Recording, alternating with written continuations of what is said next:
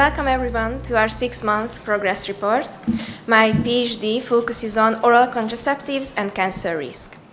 I'm Tímea Hercsik, a medical doctor and a first-year PhD student. My vision is to lower rates of malignancies, and my mission is to provide preventive measures for hematological and lung cancers. Currently, I have 2 ongoing projects. The first one is assessing the relationship between oral contraceptives and hematological cancer risk, and the second one does the same in the case of lung cancer. But why is this topic important? Where there are more than 150 million women worldwide who are using oral contraceptives, and besides cancer, is the leading cause of death with a rapidly growing incidence and mortality. So revealing any association between these 2 factors can greatly impact the women's health. But there are still conflicting results on the association, and more importantly, a fear among women of using hormonal contraceptives. So our first project is investigating the effect of oral contraceptive use on the risk of hematological cancers. Hematological malignancies include a wide variety of cancers affecting the blood, the bone marrow, and the lymphatic system. They can be divided into lymphoid and myeloid origin, and malignancies of lymphoid origin can be further divided into Hodgkin's lymphoma and the more heterogeneous group of non-Hodgkin's lymphoma, and the malignancies of myeloid origin are a similarly heterogeneous group. While the incidence is increasing worldwide, especially in developed countries, women generally have lower rates, and this could be explained with a variety of factors. The observed higher cancer risk in men has been attributed to increased exposure to environmental carcinogens, such as smoking and alcohol consumption. It is evident that these are major cancer risk factors, but they can only offer a partial explanation for the sex-dimorphic differences in cancer risk. Therefore, it is very likely that interesting differences in hormones and genes also have a huge impact. And given that the most often used combined oral contraceptives estrogen component is ethinyl estradiol, and estrogen has been shown to have a protective effect against hematological cancers, we aim to investigate the association between oral contraceptive use and hematological cancer risk. We hypothesize that oral contraceptives decrease the risk of hematological cancers. We use the PECO framework, and we would like to investigate women who are using oral contraceptives and compare their hematological cancer risk to women who do not use oral contraceptives, and so we can provide an informed choice of contraception. Here I would like to present you our search key for the first project, which consists of 2 domains. The first is created for the exposure, and the second one is for the outcome. And we conducted our search in 3 databases, PubMed, Embase, and Cochrane Library, on the 23rd of November.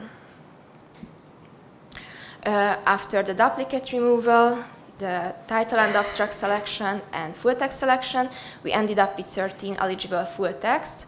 And with citation chasing, we found 4 more, and 2 articles were manually retrieved. We already finished the data extraction and the risk of bias assessment with my co-investigator. So let's move on to our second project, which is investigating the effect of oral contraceptive use on the risk of lung cancer. Lung cancer incidence has increased in the recent decades. In 2022, it was responsible for close to 1 in 8 cancers diagnosed and 1 in 5 cancer deaths. Thus, it's the second leading cause of cancer death among women. Cigarette smoking is one of the greatest risk factors for developing lung cancer. And within the smoking population, men are more likely to develop lung cancer. However, among non-smokers, women are 2.5 times more likely to develop it at a younger age. These differences has been attributed to sex steroid hormones. Estradiol has been shown in vitro to induce the proliferation of lung cancer cells, and in animal models, progesterone was able to inhibit their proliferation.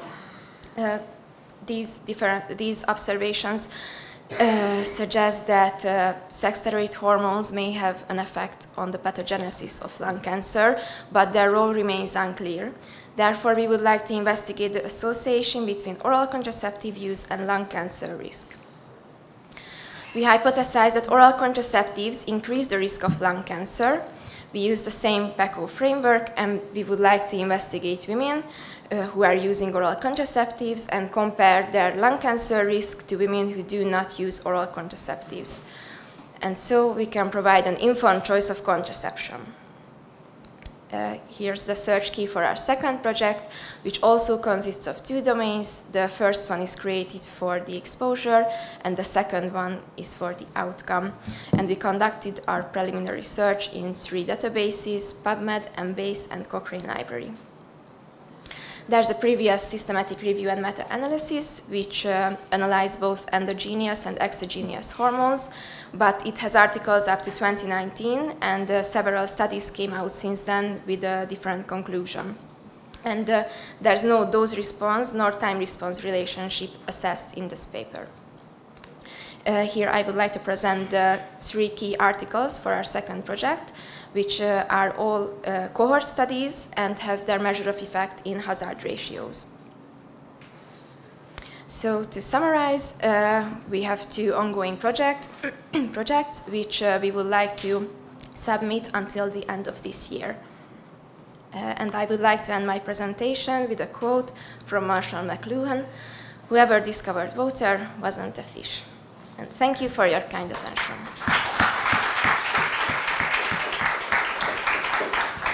So thank you for your outstanding presentation. You mentioned in your second project the previous meta-analysis. And do you know what was the conclusion of this previous meta-analysis? Yes, the conclusion was that they revealed an association between higher sex-steroid hormone exposure and lower lung cancer risk among women. Thank you. Thank you. Thank you. Thank you for your presentation. I would like to ask if the articles mention which type of oral contraceptive they use, like combination or mini pill? Yeah, they usually say that they are combined oral contraceptives, but no mini pills. There's no word about them. Thank you. I would like to have one question regarding actually both projects. So you have already done the study selection, and you have an impression of the studies that you would like to include. What sample size do you predict you will reach? Like how many patients will you be able to pull? Tens of thousands, hundreds of thousands, or generally, like in general, how does a study you included look like?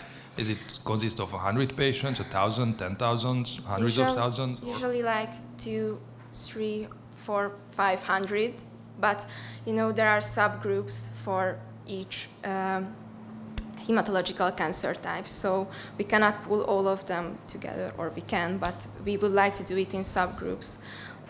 So it's like, I don't know, under 1,000.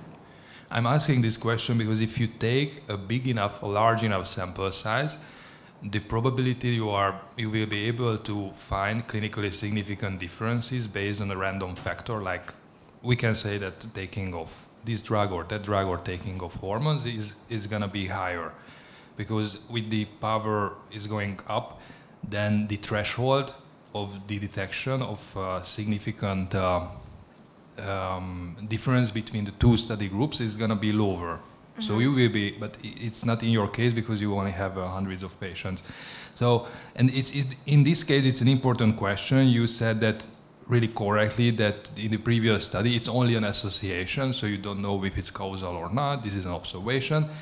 But there are so many confounders and effect modifiers in this question, and especially for lung cancer. Like the first one and the biggest one is smoking, but there are obviously something for hematologic toxicity like radiotherapy, or I don't know what.